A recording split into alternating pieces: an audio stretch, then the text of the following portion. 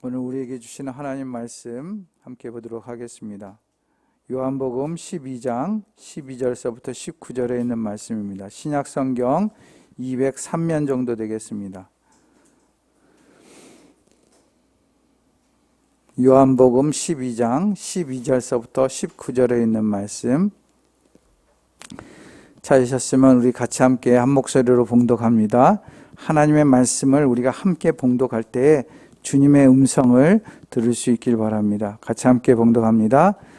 다음 날에는 명절을 지키러 온 많은 무리가 예수님께서 예루살렘에 들어오신다는 말을 듣고 종려가지를 꺾고 들고 그분을 맞으러 나가서 호산나 주님의 이름으로 오시는 이에게 복이 있기를, 이스라엘의 왕에게 복이 있기를 하고 외쳤다. 예수께서 어린 나귀를 보시고 그 위에 올라타셨다. 그것은 이렇게 기록한 성경 말씀과 같았다. 시온에 따라 두려워하지 말아라. 보아라, 내 임금이 어린 나귀를 타고 오신다. 제자들은 처음에는 이 말씀을 깨닫지 못하였으나 예수께서 영광을 받으신 뒤에야 이것이 예수를 두고 기록한 것이며 또 사람들도 그에게 그렇게 대하였다는 것을 회상하였다. 또 예수께서 무덤에서 나사로를 불러내어 죽은 사람들 가운데서 살리실 때에 함께 있던 사람들이 그 일어난 일을 증언하였다. 이렇게 무리가 예수를 맞으러 나온 것은 예수가 이런 표징을 들었기 때문이다. 그래서 바 사람들이 서로 말하였다. 이제 다 틀렸어. 보시오, 온 세상이 그를 따라갔소. 이것은 주님의 말씀입니다. 아멘. 네, 오늘은 종료주일입니다. 이제 예수님께서 오늘 성경의 말씀처럼 십자가를 지시기 위해서 예루살렘 성으로 향할 때에 많은 군중들이 호산나 종려나무 가지를 들고 환영했던 그날을 우리가 생각하면서 드리는 주일 예배입니다. 우리가 이 예배를 통해서 우리를 위해서 희생당하신 주님을 다시 한번 생각하며 한 주간 더 믿음으로 하나님 앞에 서가는 저와 여러분들이 되어줄 수 있기를 바랍니다. 많은 사람들이 환호하고 하나님의 그 오심, 예수님의 오심에 대해서 다 소리 높여 외쳤지만 그러나 예수님의 마음은 어떠했을까? 예수님께서는 그런 환호와 그런 함성보다도 우리를 위해서 짊어지실 그 십자가를 바라보면서 나아갈 때에 그 환호소리와 그 마음엔 서로 괴리가 있었지 않을까 생각이 됩니다. 그 속에서 주님의 마음은 어떠한 마음을 가지고 있었을까? 우리가 깊이 묵상하면서 주님의 마음을 좀 더 우리가 헤아리면서 우리가 좀 더 하나님 앞에 믿음으로 나아갈 수 있는 한 주간 되어질 수 있기를 바랍니다. 예수님 당시 이스라엘은 로마 식민지 생활을 하고 있었어요. 그 이전에는 헬라의 식민지였죠. 또 그 더 이전에는 페르시아의 식민지였습니다. 그 더 이전에는 바벨론의 식민지였습니다. 이처럼 이스라엘 민족은 역사 가운데서 오랫동안 강대국에 의해서 억눌려 살았다는 것을 보게 됩니다. 그럼에도 불구하고 그 백성들이 멸망하지 않고 남아있을 수 있었던 것은 그들 안에 메시아 대망사상이라는 것이 있었기 때문이라고 성서학자들은 말하고 있습니다. 메시아 대망사상, 다윗과 같은 위대한 지도자가 나타나서 이스라엘 민족을 회복시키고 해방시켜준다라는 그 믿음, 그것이 있었다는 것이죠. 그 믿음 때문에 그 소망 하나로 어떠한 고난과 역경 속에서도 견디면서 왔던 것이 이스라엘 민족이었습니다. 이러한 역사적이고 신앙적인 배경을 가지고 있었던 이스라엘 사람들, 그리고 이스라엘 성인 남자들은 1년에 3차례씩 꼬박 예루살렘에 와서 제사를 드려야 했습니다. 뿐만 아니라 전 세계에 흩어져 살고 있었던 디아스포라 유대인들도 그때가 되면, 명절 때가 되면 다 예루살렘으로 와서 제사를 드렸다고 합니다. 당시 유명한 유대 역사가가 있었어요. 요세푸스라는 사람이 있었는데 그 사람의 기록에 의하면 대략 이러한 명절 때에 유대인들이 예루살렘에 오는 사람들이 200만 명에서 300만 명이 몰려들었다, 이렇게 기록하고 있는 것을 보게 됩니다. 그들이 함께 모였을 때 오늘 본문의 시대 속에서 예수님의 소문이 퍼졌겠죠. 예수님이라는 분이 나타나셔서 보리떡 5개와 물고기 2마리로 5,000명을 먹이셨다라는 소문도 들었을 것입니다. 뿐만 아니라 나면서부터 눈 볼 수 없었던 그 사람이 눈을 뜨게 되었다라는 소식도 들었을 것입니다. 앉아있던 사람이, 앉은뱅이가 일어나는 사건도 있었다라는 것을 들었어요. 죽은 사람도 살아났다라는 이야기도 들었습니다. 아니, 예루살렘에 입성하기 바로 직전, 예루살렘에서 오리 정도밖에 떨어져 있지 않은 베다니아에서 죽은 나사로가 살아났다라는 이야기를 들었습니다. 이런 소식이 퍼지자 그들 마음속에는 메시아 대망 사상이 다시 한번 발동하게 된 것이죠. 아, 예수님이 바로 메시아구나. 예수님이 우리를 해방시켜줄 왕으로 오셨구나. 이런 확신이 들었을 것입니다. 그래서 어떤 사람은 베다니로 내려가려고 했을 것이에요. 예수님과 죽었다 살아난 나사로를 보기 위해서 다 베다니로 향하는 사람도 있었을 것입니다. 그런데 예수님께서 오히려 예루살렘으로 들어오신다는 소문을 듣고 그 예수님을 맞이하기 위해서 다 나왔을 것이에요. 이러한 만남이 오늘 본문에서 이야기하고 있죠. 예수님을 만난 무리들은 예루살렘에 오시는 예수님의 발 앞에 자신의 옷을 깔기도 하고 또한 종려나무 가지를 꺾어서 그것을 흔들면서 호산나 호산나 환영하기도 했습니다. 마치 왕이 오는 것처럼, 왕의 대관식처럼 연출되는 장면이 소개되고 있습니다. 성경에 나오는 종려나무는 승리를 상징해요. 예전에 임금이 전쟁터에 갈 때는 말을 타고 갔지만 일단 평화의 시대에는 나귀를 타고 다녔다라고 이야기하기도 합니다. 바로 예수님이 승리의 왕, 평화의 왕으로 오셨다라는 것을 오늘 본문은 그려지고 있습니다. 그 예수님을 향해 호산나, 우리를 구원하여 주십시오 라고 소리치고 있는 것이에요. 이런 전반적인 본문의 이야기를 통해서 오늘 우리가 생각해야 될 신앙의 교훈이 무엇인가 함께 나누고자 합니다. 먼저 생각할 것은 우리를 위해 오시는 주님을 향해 우리는 어떠한 마음으로 맞이할 것인가? 우리는 주님을 향해 어떠한 마음으로 맞이할 것인가? 라는 것을 생각하게 됩니다. 오늘 본문 12절에서 13절에 있는 말씀입니다. 같이 함께 봉독하겠습니다. 시작.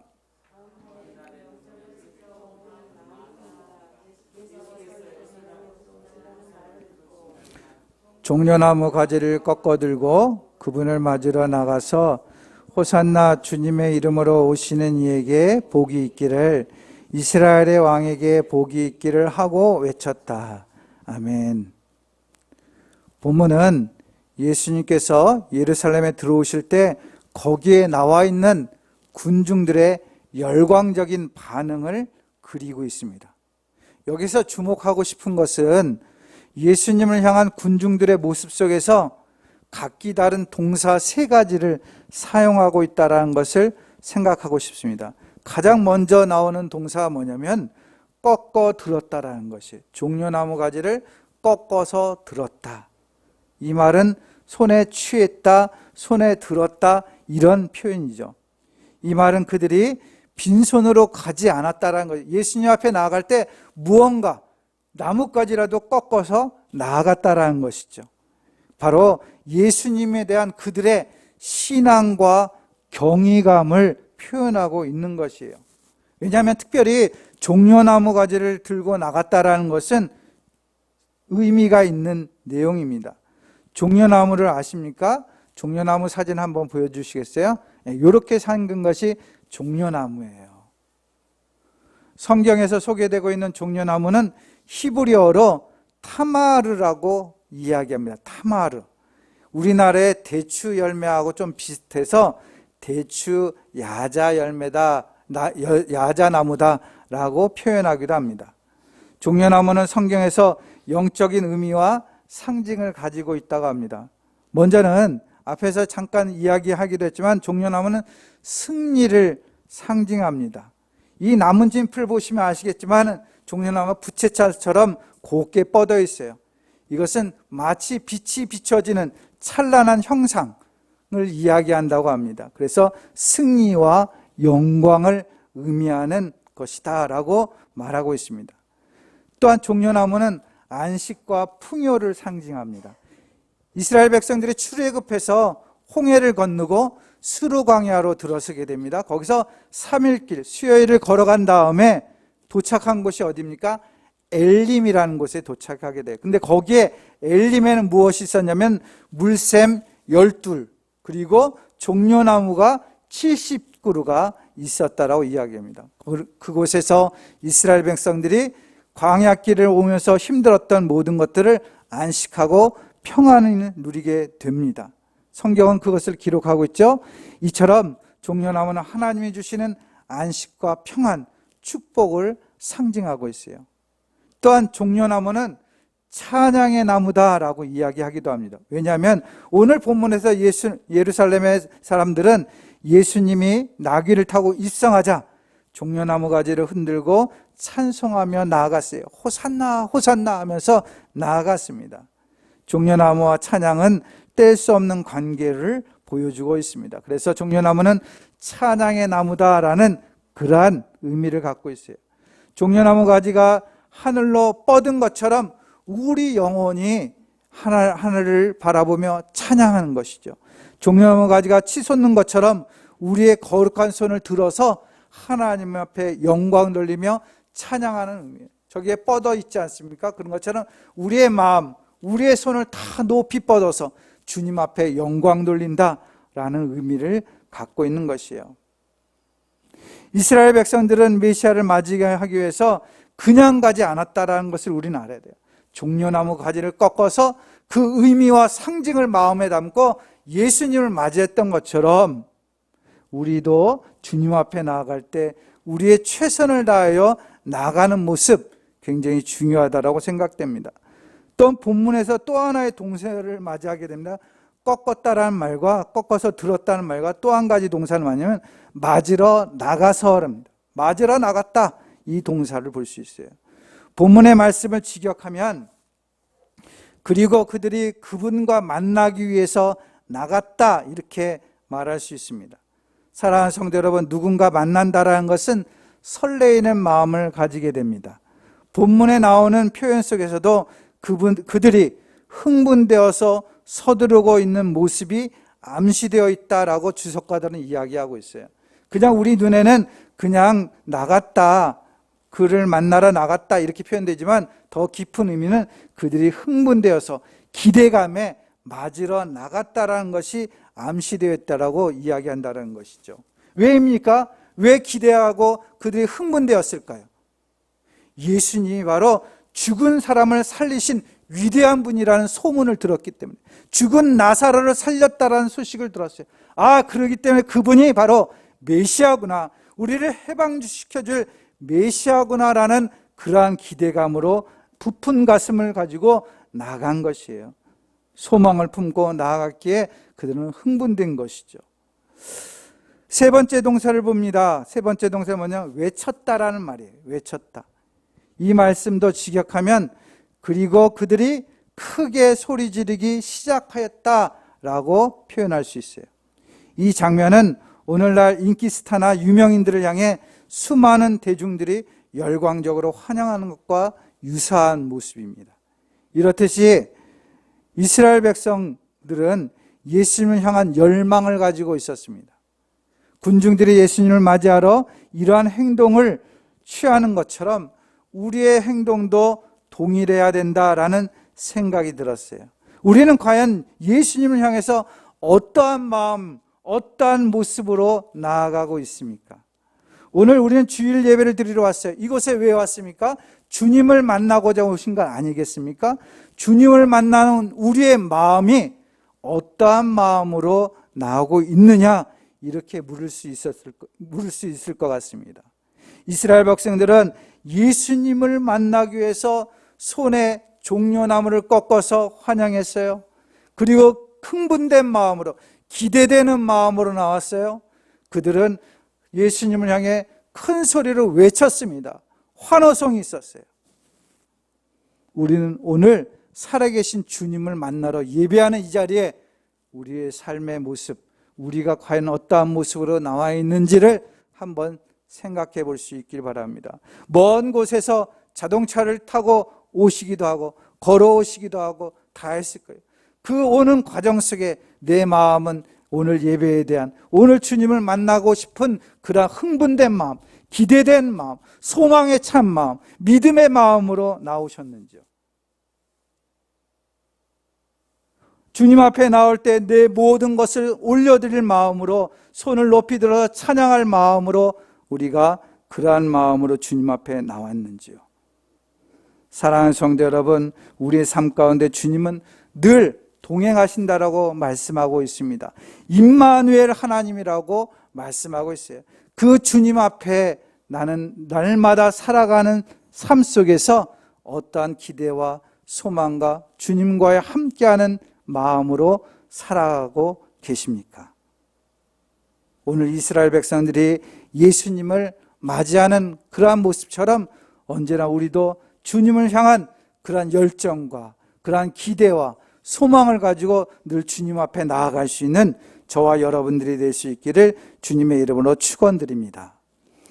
또한 두 번째 생각할 것은, 본문에서 우리는 이스라엘 백성들이 외치는 함성을 우리는 생각해 볼 수 있을 것 같아요. 본문 13절 말씀 보시면 우리가 아까도 읽었지만 종려나무 가지를 꺾어 들고 그분을 맞으러 나가서 호산나, 주님의 이름으로 오시는 이에게 복이 있기를, 이스라엘 왕에게 복이 있기를 하고 외쳤다라고 말씀하고 있습니다. 본문에서 군중들이 예수님을 향해 호산나, 주님의 이름으로 오시는 이에게 복이 있기를, 이스라엘 왕에게 복이 있기를 큰 소리로 외쳤다라는 것이죠. 바로 이 외침이 뭡니까? 주님이 메시아입니다, 우리의 구원자입니다 라고 외치는 것 아니겠어요? 호산나가 무슨 뜻입니까? 여러분들 잘 아시잖아요. 구원하여 주십시오 라고 외치는 거예요. 우리를 구원하여 주옵소서, 우리를 외면하지 마옵소서, 우리와 함께 해 주옵소서, 우리를 해방시켜 주옵소서 라고 외치는 것이, 왜? 예수님만이 우리의 구원자다라고 고백하고 있는 거나 마찬가지예요. 물론 그들의 고백과 예수님과의 생각은 다릅니다. 뒤에 가서 또 이야기하겠지만 달라요. 그들은 단지 육신적으로 이 나라의 민족이 억압받고 힘든 이 고통 속에서 참된 지도자로 해방시켜 주십시오라고 외치는 일이었지만, 예수님은 인류의 모든 죄악의 그 무거운 짐을 지기 위해서 바로 예루살렘으로 향하고 있었던 것입니다. 생각은 달랐지만 그 모든 귀결은 뭡니까? 예수님만이 구원자다라는 고백을 하고 있다는 것을 우리는 알아야 됩니다. 성경에서 유명한 신앙 고백 있지 않습니까? 베드로가 예수님을 향해 고백했던 신앙 고백. 선생님은 살아계신 하나님의 아들 그리스도이십니다. 이건 세번역 성경이고, 개역개정에는 뭐라 합니까? 주는 그리스도시요 살아계신 하나님의 아들이시니이다 라고 고백하고 있습니다. 예수님께서는 이러한 베드로를 향해 뭐라고 합니까? 너의 고백이 참 훌륭하다, 귀하다, 네가 한 것 같지만 성령님께서 너를 그렇게 하게끔 하셨다. 그런데 그 고백 위에 하나님의 교회가 세워질 것이다 라고 말씀합니다. 신앙 고백을 잘했더니 그 고백에 축복을 내리셨어요. 그 고백 때문에 교회들이 세워질 것이다 라는 것이 놀라운 일 아닙니까? 신앙 고백이 그래서 굉장히 중요한 것이에요. 여러분들이 주님을 향한 고백, 내가 과연 믿음을 가지고 살아갈 때 주님을 어떻게 생각하고 어떠한 믿음으로 가지고 고백하느냐에 따라서 내 삶이 달라지는 것이죠. 나의 삶이 완전히 달라진 거예요. 도마도 신앙 고백했습니다. 의심 많은 도마가 뭐라고 고백합니까? 예수님의 부활하심을 보고서 그것을 확인하고서 이렇게 고백합니다. 나의 주님, 나의 하나님. 그전까지는 멀리 떨어져 있었던 주님이지만 이제 진정으로 나의 하나님이 되셨습니다. 나의 구원자가 되셨습니다. 라고 고백하고 있습니다. 이러한 제자들의 신앙 고백은 어떠한 어려움도 순교 앞에서도 그것을 감당할 수 있는 믿음의 고백이 된 것이에요. 어려움이 있지만 두려워하지 않고 앞으로 나아가는 그러한 믿음의 삶을 보여주고 있습니다. 구약시대에 주님을 고백한 대표적인 인물이 있습니다. 우리는 다윗의 고백을 알고 있습니다. 시편 18편 1절에서 2절 말씀 보면 이렇게 고백합니다. 나의 힘이신 주님, 내가 주님을 사랑합니다. 주님은 나의 반석, 나의 요새, 나를 건지시는 분, 나의 하나님, 내가 피할 바위, 나의 방패, 나의 구원의 뿔, 나의 산성이십니다. 즉 주님께서만이 나의 구원자가 되십니다. 지금 환난을 당하고 고난을 당하고 어려움을 당하지만 이 속에서 나를 건지실 분, 나를 살리실 분, 나에게 생명을 주실 분, 그것은 주님밖에 없습니다. 라고 일평생 의지하면서 살아갔습니다. 그러기에 그는 이스라엘 민족의 위대한 왕이 될 수 있었습니다. 오늘날 우리는 어떠한 신앙 고백을 하고 살아갑니까? 오늘도 우리는 예배 가운데 사도신경으로 우리가 신앙 고백했습니다. 우리가 신앙 고백할 때 이 고백을 진실로 믿고 있으십니까? 과연 우리는 주님을 어떠한 분으로 생각하고 있습니까? 내가 어떠한 분으로 생각하느냐에 따라서 바로 그것이 믿음의 길이 되고 그것이 바로 나에게 축복의 길이 되는 것이에요. 어느 글에 보니까 한 목사님이 신앙 고백의 글을 썼습니다. 이런 고백을 쓴 것을 보게 됩니다.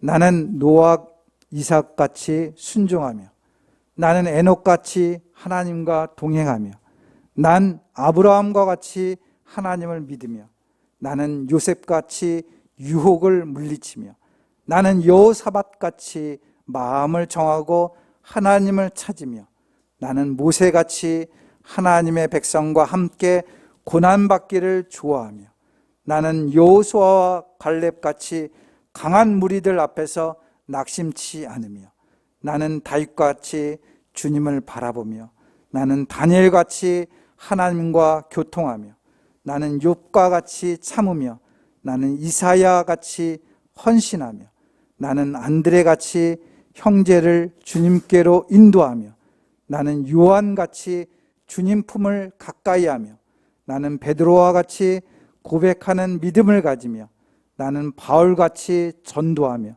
나는 스테반과 같이 원수를 용서하겠습니다. 그러나 이 모든 일을 내 힘으로 할 수 없습니다. 내게 능력 주신 자 안에서만 내가 모든 것을 할 수 있습니다. 라고 고백하게 됩니다. 무슨 뜻입니까? 나는 신앙으로 믿음으로 하나님 앞에 살길 원합니다. 그러나 이것은 내 힘으로 낼 수 없습니다. 주님이 나와 함께 하심으로, 능력 주시는 자 주님 그분이 나와 함께 하심으로 나는 감당할 수 있습니다. 나는 이 일들을 행할 수 있습니다. 주님 나를 도와주십시오. 이런 의미 아니겠습니까? 자신의 신앙 속에 인도하실 주님을 의지하면서 우리는 날마다 하나님 앞에 온전한 신앙의 고백을 하며 살아갈 수 있기 바랍니다. 때로는 어려움이 있어도 나를 살리시고 구원하신 주님, 호산나 나를 구원하여 주십시오. 호산나 나를 붙들어 주십시오. 외치며 나아갈 수 있는 믿음의 우리 성도들 될 수 있기를 바랍니다. 또한 세 번째 생각할 것은 동상이몽이라는 뜻을 생각해 보았어요. 오늘 본문 14절에서 15절 말씀입니다. 같이 함께 14절 15절 봉독합니다. 시작. 그 위에 올라타셨다. 그것은 이렇게 기록한 성경 말씀과 같았다. 시온에 따라 두려워하지 말아라. 보아라, 내 임금이 어린 나귀 타고 오신다. 아멘. 오늘 본문의 말씀은 스가랴서 9장 9절 말씀을 인용하고 있어요. 예언된 말씀이 예수님에 의해서 성취되었다라는 것을 이야기하고 있죠. 동상이몽, 꿈이라는 말 많이 들어보셨죠? 한 자리에서 같이 자면서도 서로 다른 꿈을 꾼다라는 뜻이죠. 겉으로는 같이 행동하지만 속으로는 각기 딴 생각을 하는 것을 비유적으로 이르는 말, 그것이 사전적인 의미를 갖고 있습니다. 방송에서도 동상이몽이라는 프로그램을 했다고 해요. 연예인 부부들이 나와서 각기 자신의 삶을 나누는 프로그램이었다고 합니다. 부부간에 서로 다른 생각을 가지고 있었던 실생활을 경험적으로 말하고 있었다는 것이죠. 과연 우리는 우리 삶 속에서 주님의 생각과 뜻에 일치하며 살아가고 있는가라는 생각을 하게 됩니다. 성경에서 동상이몽의 이야기들이 종종 있는 것을 발견하게 됩니다.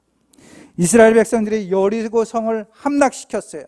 그 사기가 얼마나 충천했겠습니까? 근데 그 큰 여리고 성을 다 함락시키고 나니까 저기에 보이는 아이 성이 너무 작은 성이 있었어요. 저 정도면 우리가 이기겠지라고 생각해서 한 3,000명 정도의 군사를 이끌고 나아갑니다. 근데 패전했어요. 왜 패전했습니까? 거기에 패전의 원인이 있어요. 근본적인 원인은 하나님 말씀에 순종하지 않은 아간이라는 사람이 모든 재물을 다 진멸하지 않고 자기 것을 취해서 숨겨놓았기 때문에 그것 때문에 패전하게 되었습니다. 근데 또 하나의 원인이 있었어요. 그게 뭡니까? 여러분들 그 여호수아서 자세히 읽어보면은 이스라엘 백성들이 자만했어요. 하나님의 마음과 이스라엘 백성의 신념 사이에는 괴리가 있었어요. 하나님 앞에 끊임없이 묻고 하나님의 뜻을 알았어야 되는데 하나님의 뜻을 묻지도 않고 자기 멋대로 자기 마음대로 아이 성쯤은 우리가 이길 수 있어 이러한 마음으로 갔더니 오히려 패전하고 말았다라는 것이죠. 하나님의 마음과 이스라엘 백성들의 마음이 하나 되지 않으면 거기에는 저주가 있어요. 심판이 있어요. 우리도 마찬가지입니다. 우리의 마음, 우리의 삶이 하나님과 일치된 삶이 되지 않으면 거기에는 심판이 있는 것이에요. 또 하나 사건을 보게 됩니다. 다윗이 압살롬의 반란으로 인해서 왕궁에서 피신하여서 도망가고 있을 때예요. 그 도망갈 때 시므이라는 사람이 있습니다. 그 시므이가 다윗을 향해서 조롱합니다. 조롱하는데 어떻게 조롱합니까? 영영 가거라. 이 피비린내 나는 살인자야. 이 불안당 같은 자야. 내가 사울의 집안 사람을 다 죽이고 그의 나라를 차지하였느냐? 이제는 주님께서 그 피값을 모두 너에게 갚으신다. 이제는 주님께서 이 나라를 너의 아들 압살롬의 손에 넘겨주셨다. 이러한 형벌은 너와 같은 살인자가 마땅히 받아야 할 재앙이다.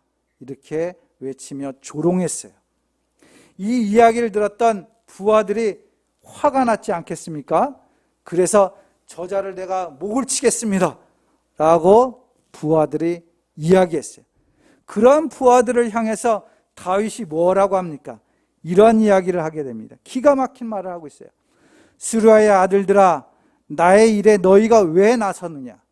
주님께서 그에게 다윗을 저주하라고 분부하셔서 그가 저주하는 것이라면 그가 나를 저주한다고 누가 그를 나무랄 수 있겠느냐? 이렇게 얘기해요. 무슨 뜻입니까? 지금 시므이가 나를 향해서 저주하고 조롱하는 것은 하나님께서 허락하신 일인지 누가 알겠느냐? 함부로 너희가 나서지 말기 바란다. 이런 이야기를 하고 있는 것이에요. 놀랍지 않습니까? 사랑하는 성도 여러분, 다윗은 이와 같이 늘 하나님께서 과연 이 일을 보고 어떻게 생각하실까 그 생각을 가지고 판단했다는 거예요. 단순히 자기에게 조롱하는 사람들을 화가 나서 멸하려고 한 것이 아니에요. 그는 왕의 신분이었습니다. 군사들도 많았어요. 한 사람이 조롱하는데 그거 한 명쯤 없애버릴 수 있는 것 아니겠습니까? 그럼에도 불구하고 그는 그 속에서 하나님께서 행하신 일이 아니겠느냐라는 말을 하고 있다는 것이죠. 사랑하는 성도 여러분, 우리는 일상의 삶 속에서 많은 일을 경험합니다. 그 속에서 크고 작은 일이 있어요. 나에게 유익이 되는 일도 있고 나에게 또한 손해가 되는 일도 있습니다. 그런데 그 속에서 과연 나는 어떻게 생각하고 있습니까? 내게 유익이 될 때만 하나님의 은혜야, 하나님이 축복이야, 하나님께서 함께 해주셔서 막 자랑하고 찬송하고 감사하면서 나에게 손해가 되고 나에게 악한 일들을 행하는 사람 보고 왜 나에게 저렇게 하지? 왜 나에게 저렇게 뭐라고 하지? 나를 왜 조롱하지? 나는 왜 이렇게 실패하지? 하면서 그것은 하나님께서 행하지 않은 것처럼 생각할 때 있지 않습니까? 우리가 흔히 내로남불이라는 말을 많이 씁니다. 나에게 좋은 것은 다 좋고 나에게 악한 것은 안 좋게 생각하지 않습니까? 나에게 건강이 있는 것 좋은 일 아니겠습니까? 건강한 것 좋은 일이지만 그 건강으로 나쁜 일을 한다고 생각해 보시기 바랍니다. 과연 그 건강이 좋은 것이겠습니까? 내가 부자라고 생각해 보세요. 돈이 많다고 생각해요. 돈이 있는 것 좋은 일이죠. 근데 그 돈 있는 것으로 나쁜 일을 한다고 생각해 보세요. 그럼 그 돈은 좋은 것이 안 되는 것이에요. 우리에게 이렇게 좋은 교회를 주셨습니다. 아무리 훌륭하고 아름답고 행복한 교회일지라도 그것이 바로 하나님의 말씀을 따르지 않고 하나님을 거부하고 불순종하는 교회라면, 교회의 모습을 잃어버린다면 그건 진정한 교회가 될 수가 없는 것이죠. 오늘 이스라엘 백성들은 주님을 향해서 야, 왕이 오셨다 하지만 주님께서는 십자가를 지러 오신 거예요. 바로 그렇게 외치고 있는 자들에게 그 있는 죄들을 사하기 위해서 오신 것이에요. 동상이몽을 하는 것처럼 우리는 오늘날 나의 삶 가운데서 과연 주님이 원하시고 주님이 계획하시고 주님이 뜻하신 일들을 바르게 생각하고 거기에 합당하게 살아가고 있는가? 주님의 생각, 주님의 마음을 온전히 동일하게 품고 닮아갈 수 있는 그러한 믿음의 사람들 될 수 있기를 바랍니다. 마지막으로 한 가지 덧붙이고 싶은 것은 예수님의 마음에 지속적으로 품고 살아가는 삶을 살아야겠다. 예수님의 마음을 지속적으로 끝까지 품고 살아가는 삶을 살자라는 것이에요. 무슨 뜻이냐면 오늘 본문 16절 말씀 보시기 바랍니다. 16절 같이 함께 읽겠습니다. 16절 시작. 처음에는 이 말씀을 깨닫지 못하였으나 예수께서 영광을 받으신 뒤에야 이것이 예수를 두고 기록한 것이며 또 사람들도 그에게 그렇게 대하였다는 것을 회상하였습니다. 아멘. 회상하였습니다. 이전에 있었던 일들을 회상해 보니까 그것이 바로 그런 뜻이었구나. 그러한 일들 때문에 이렇게 된 거구나 라는 것을 깨달았다는 거예요. 그 현재에 있어서는 깨닫지 못한 미련한 자와 같이 생활했다는 것이죠. 본문에서 회상하였다라는 말은 기억하였다, 생각하였다라는 것이에요. 지속적으로 계속 그것을 되뇌었다라는 것이죠. 제자들은 영적인 각성이 더디었어요. 그 당시에는 깨닫지 못했어요. 요한도 자신이 그랬다라는 것을 경험한 것이죠. 그런데 그것을 깨닫고 나니까 주님의 뜻이 이랬구나라는 것을 알게 됐다는 것이요. 무지해서 몰랐지만 이제 와 보니 그런 것이었어. 뒤늦게 알았다는 것을 말하고 있습니다. 영적 지식을 가지게 되는 건 쉽게 가질 수 있습니다. 그러나 영적인 성장은 서두른다 해서 되는 것 아니에요.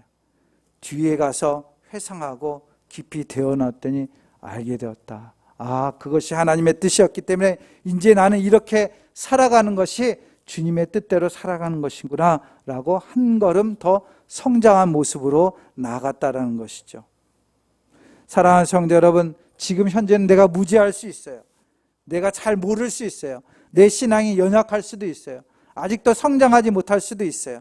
그럼에도 불구하고 언젠가는 깨닫게 되는 날이 있어요. 그렇기 때문에 우리가 지금 현재를 그냥 게으르고 나태하게 살아서는 안 되는, 끊임없이 주님을 회상하고 주님의 말씀을 묵상하고 믿음의 전진을 계속적으로 해나가야 된다는 것을 의미해 주고 있습니다. 그렇게 되면 우리는 언젠간 깨닫게 되는 거예요. 그 깨달음 속에 나의 신앙이 더 성장하게 되는 것이죠. 사랑하는 성도 여러분, 오늘 하루 예배드리러 온 것 아무것도 아닐 수도 있다고 생각하지만 여러분의 인내를 가지고 끊임없이 52주의 예배를 지켜나가며 하나님 앞에 믿음으로 나간다면 그것이 차곡차곡 쌓여서 하나님의 은혜를 더 깊이 누리게 되는 것이에요. 우리가 9시에 같이 기도하기로 했습니다. 그 시간 잠깐 기도하는 거 뭐 한번 빠져도 되지, 이렇게 생각할 수 있어요. 뭐 아무런 영향도 안 미칠 수 있어요. 그러나 그 시간 차곡차곡 내가 기도하는 시간을 마련함으로 해서 그 시간이 누적되어서 하나님의 은혜를 경험하게 되는 것이에요. 분명히 히스기야를 향해서 하나님 뭐라고 합니까? 내 눈물을 보았고 내 기도를 들었다라고 말씀하고 있어요. 한순간에 기도하고 한순간에 울은 그 눈물을 본 게 아니에요.